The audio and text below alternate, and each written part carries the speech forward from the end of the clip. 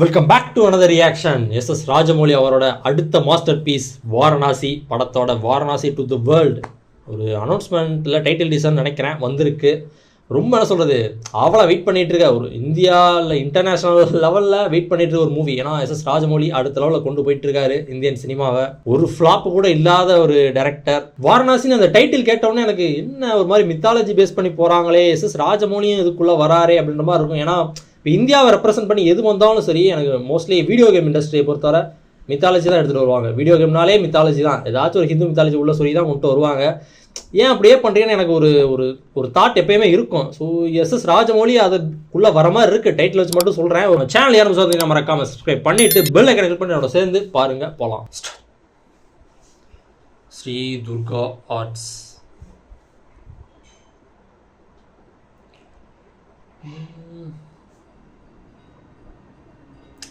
கோவில் மணி சவுண்ட் தானே. பா ஏய் செம்ம ஷாட்டுங்க. அப்பா விஎஃப்எக்ஸ் தான். வாரணாசி 512C விண்கல்லா. ஓ 2027 ஆஸ்ட்ராய்ட் சம்பவி.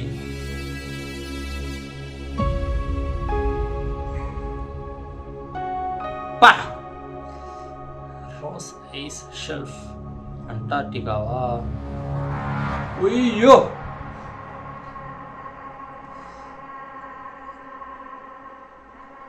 என்ன அது, கப்பல் தானே உறைஞ்சு போய் கிடக்கு அடியில். செம்மையா இருக்குல்ல. அதுல இருந்து டிரான்சிஷன் ஆப்பிரிக்கா.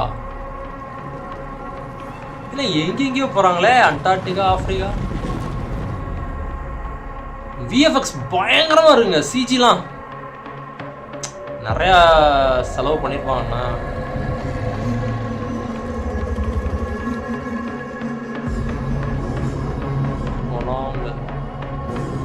கேவ் காளியா, காளி தானே. அதான் மித்தாலஜி தான் உள்ள கொண்டு வந்திருக்காங்க, நல்லா தெரியுது. லங்கா நகரம்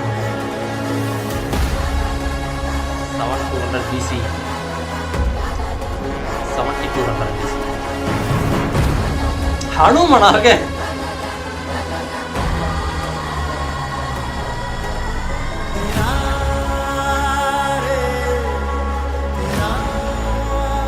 மியூசிக் யாரு, கீரவாணியா? அவர் தான் நினைக்கிறேன்.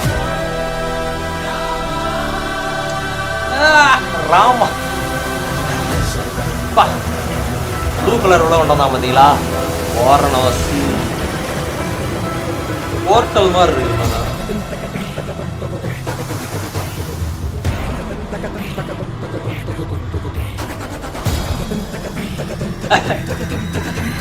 வால் இருந்த மாதிரி காமிச்சாங்களா என்ன?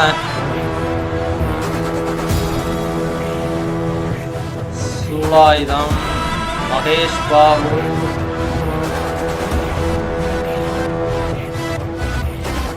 காலமாடா. ஓ மாட்டோட வாழ். Okay okay. நான் இவரத்தான் ஏதோ ஹனுமன் மாதிரி காமிச்சாலும் நினைச்சேன். டக்குன்னு வாழை பார்த்த உடனே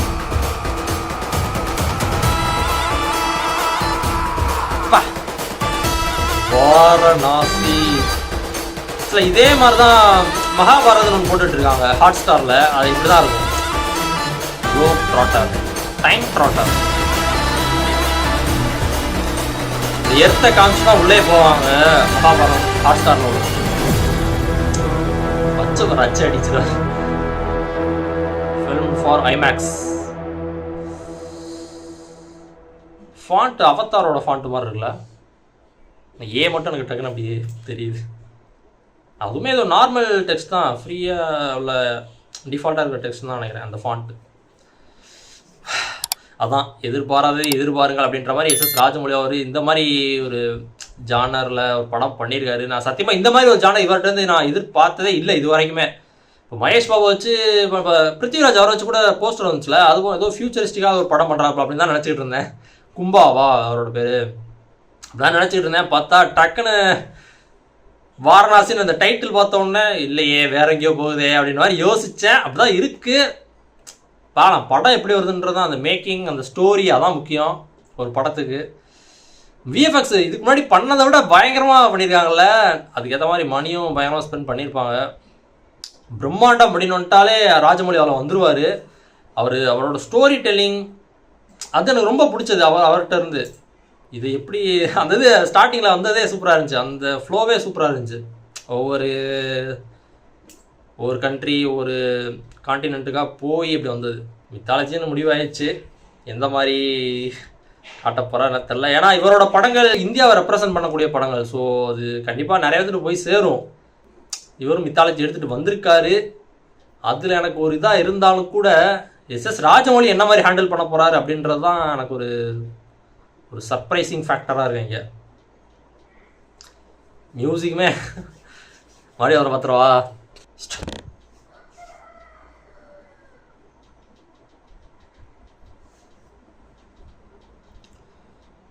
பின்னாடி இந்த கேலக்ஸி அதை அப்படியே காமிச்சிட்டே இருக்காங்க பாருங்களேன், யூனிவர்ஸ் அப்படின்ற மாதிரி.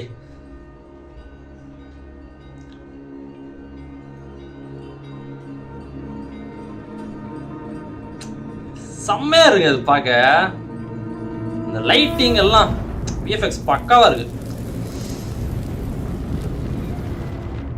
6th செஞ்சுரியில் நடந்தது வாரணாசியில். இது இப்போ 2027 தான் படம் வரப்போகுதுன்னு நினைக்கிறேன்.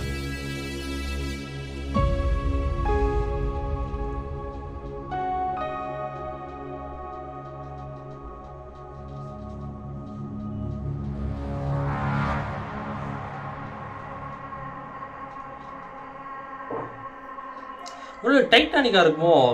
நான் டைட்டானிக் படம் பார்க்கல, ஸோ எனக்கு தெரியல அது எங்கே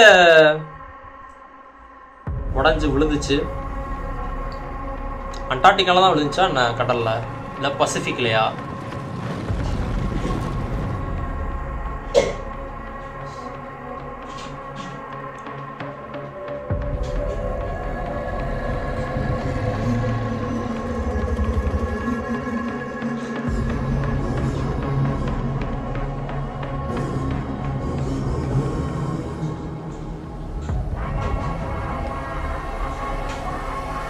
இந்த படத்துக்கும் அந்த ராமாயணம் அந்த படத்துக்கு தான் போட்டியே நினைக்கிறேன்.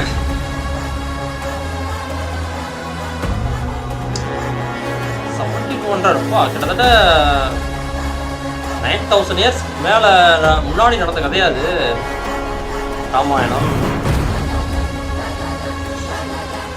இப்பே 2000 மேல வந்துச்சுல, சேர்த்தோமா 9000 இயர்ஸ்.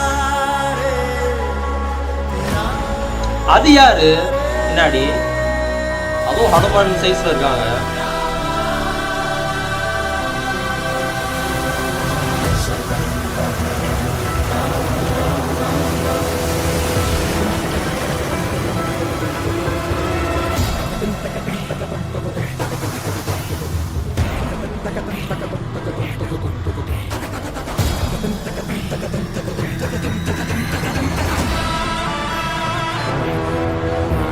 மகேஷ் பாபுட்ட ஒரு குற்றச்சாட்டு இருக்கு, அவர்கிட்ட எக்ஸ்பிரஷன்லாம் அந்த அளவுக்கு சரி இருக்காது அப்படின்னு பார்க்கலாம். அந்த படத்துல எந்த மாதிரி பண்ணியிருக்காருன்னு, எஸ்எஸ் ராஜமௌழி எந்த மாதிரி கேட்டு வாங்கியிருக்காரு அப்படின்னு பார்க்கலாம்.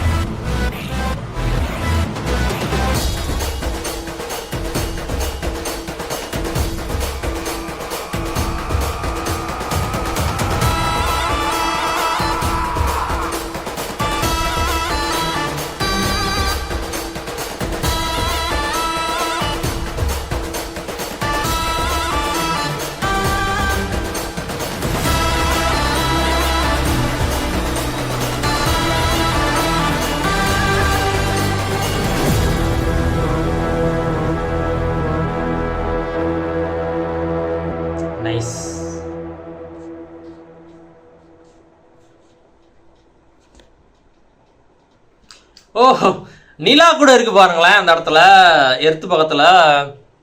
அதில் தான் கரெக்டாக அந்த எஸ்எஸ் ராஜமௌழி அப்படின்ற அந்த மார்க் அப்படியே வந்து விழுந்துச்சு டக்குன்னு. அதே யோசிச்சு பண்ணியிருக்காங்க இருந்தா. செம்ம டைட்டில் டீசருங்க, ஒரு ஒர்த்தான டைட்டில் டீசர், வேற லெவலாக இருக்குது. எஸ்எஸ் ராஜமௌழி என்ன மாதிரி பண்ணியிருக்காருன்னு தெரில, ரொம்ப ஆவலாக இருக்கேன் இந்த படத்துக்கு. 2027 இன்னும் ஒரு வருஷத்துக்கு மேலே இருக்குது, பார்க்கலாம். அதான் இந்த படத்துக்கும் அது 2026 நினைக்கிறேன். ராமாயணம் என்ன ரன்பீர் கபூர் அவரோட ராமாயணம் 2026 தான் நினைக்கிறேன். ஓகே, அதான் எனக்கு இன்னுமே அந்த ஒரு இது இருக்கு. எஸ் ராஜமௌழி மித்தாலஜி பேஸ் பண்ணி ஒரு படம் பண்றாரு அப்படின்ற மாதிரி இருக்கு.